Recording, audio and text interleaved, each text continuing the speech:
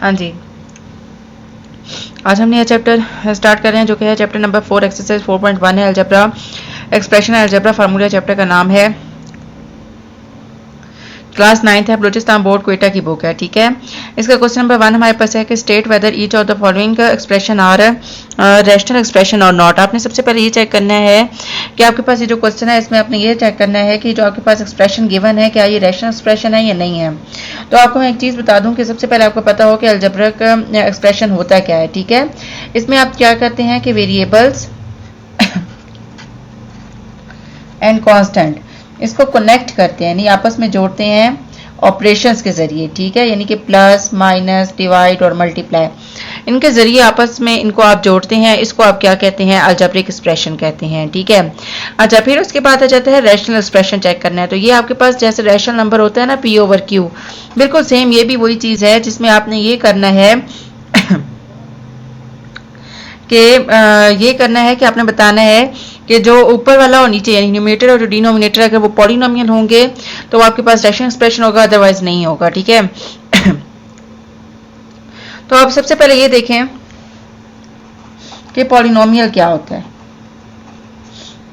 Polynomial का मतलब होता है मैनी टर्म्स, जिसकी बहुत सारी टर्म्स होती हैं उसको पॉलिनोमियल्स कहते हैं। ठीक है, और ये आपके पास हमेशा किस फॉर्म में होती है, इसकी जो डिग्री होती है वो होल नंबर में होती है, इस तरह से नहीं होगी। ठीक है, नेगेटिव में नहीं होगी, डिवाइड में नहीं होगी और वेरिएबल स्क्वायर रूट में नहीं होगा। अगर ये कहीं पे कंडीशन यूज हो जाए तो वो पॉलिनोमियल नहीं होता। ठीक है, अब यहाँ पर देखिए हम क्वेश्चन की तरफ आते हैं। इसका पहला पार्ट है कि 2x square plus 5x plus 7 divided by x plus 2। तो आप ऊपर देखें कि ये भी आपके पास होल नंबर की, यानी कि ये जो आपके पास 2 है ये होल नंबर है। ठीक है, तो पावर होल नंबर में है, ये भी पॉलिनोमियल है। ठीक है, और नीचे वाला भी पॉलिनोमियल है, दोनों पॉलिनोमियल है। तो हम लिखेंगे कि ये क्या है, रैशनल एक्सप्रेशन।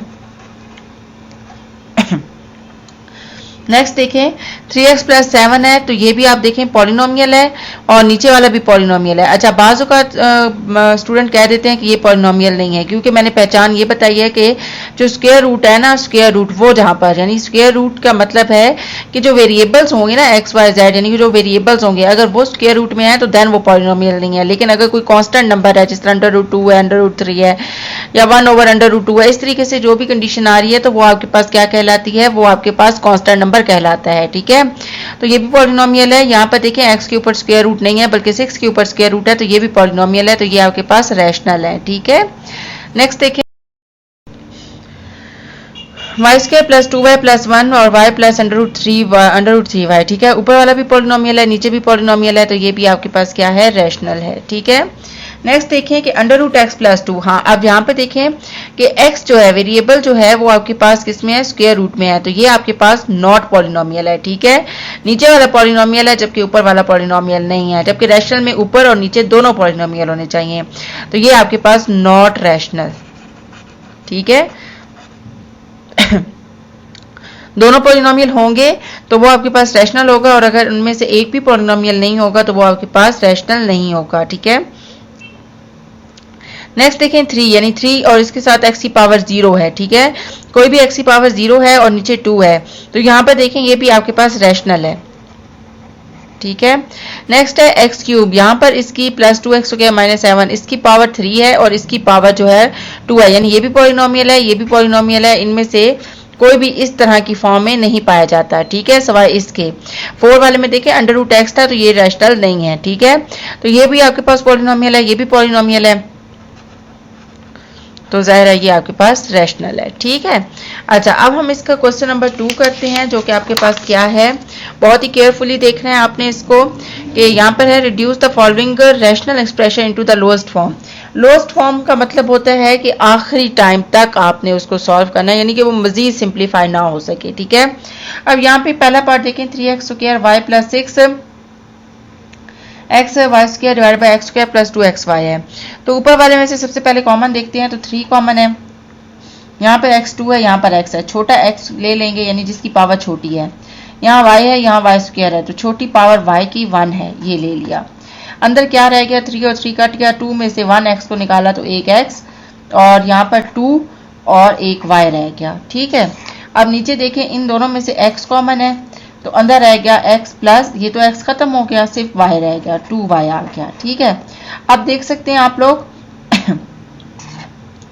ये और ये कट गया, x और x कट गया, तो यहाँ पर ये सिर्फ 3y रह गया। ठीक है, नेक्स्ट देखें क्वेश्चन इसका 2 का पार्ट 2,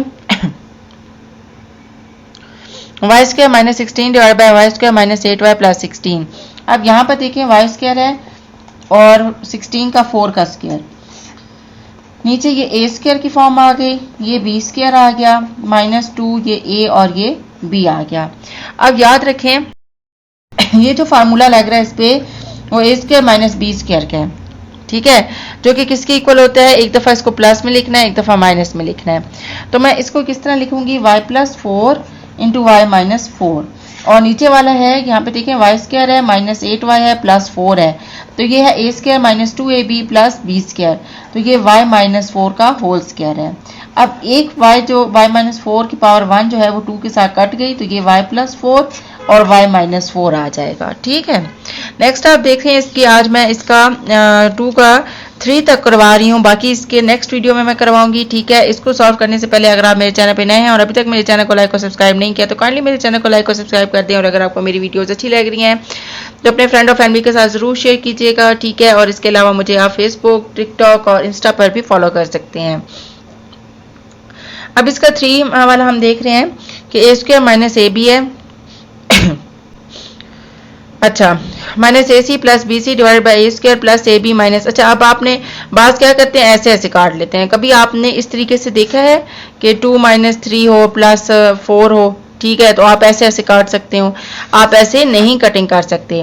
आप हमेशा कटिंग कैसे कर सकते हैं, जब आपके पास वो मल्टीप्लाई की कंडीशन में हो, मतलब कि उनके दरमियान में जो सैम्बल होता है वो मल्टीप्लाई का हो, देन वो कटते हैं। ठीक है, तो हम इसके पेयर देख लेते हैं। इन दो पेयर में से ए कॉमन है, अंदर रह गया ए माइनस बी, इधर से सी कॉमन है और माइनस कॉमन ले लेते हैं, तो ए माइनस बी, इधर से ए कॉमन है, अंदर ए प्लस बी, और इधर से माइनस सी कॉमन है, अंदर ए प्लस बी आ गया। अब देखें कंडीशन ये होती है कि अगर ये वाली दो चीज़ें आपके पास सेम आ रही हैं तो इसका मतलब है आपने साइन ठीक लिए हैं, और अगर ये वाली चीज़ें आपकी ठीक नहीं आ रही तो इसका मतलब है आपने कहीं से मिस्टेक की है। तो यहाँ देखें अब ये काट रहे हैं क्योंकि इन दोनों के दरमियान मल्टीप्लाई है, तो अब ये काट रहा है, तो इसका answer a minus B into A plus B आ गया। ये इसका आंसर आ गया, बहुत ही सिंपल सा है। इसकी प्रैक्टिस जरूर कीजिएगा, और ज़्यादा से ज़्यादा फार्मूले सबसे पहले आपने इस चैप्टर की याद करने हैं। अगर तो आपके पास मौजूद हैं तो ठीक है, वरना आप मुझे कमेंट में ज़रूर बताइएगा, मैं उसके लिए आपको अलग से फार्मूले का पूरा इस चैप्टर में जो जो फार्मूले यूज़ हो रहे हैं वो मैं आपको पूरा एक चार्ट बना दूंगी, वो आप अपने पास रख सकते हैं। ठीक है, तो लेकिन फीडबैक आपने मुझे ज़रूर देना है कि आज की वीडियो आपको कैसी लगी, और इसके अलावा आप लोग मज़ीद क्या देखना चाह रहे हैं।